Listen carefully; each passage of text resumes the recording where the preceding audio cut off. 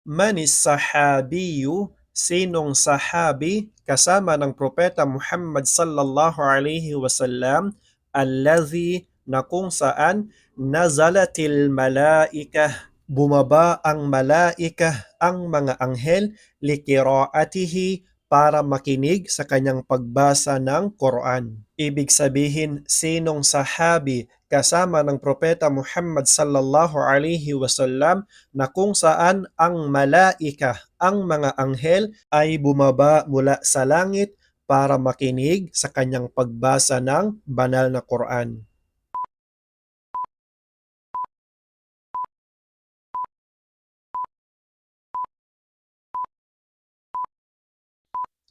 Ang tamang sagot ay Usaid ibn Hudayr, si Usaid na anak ni Hudayr radiyallahu anh, kinaluguran siya ni Allah.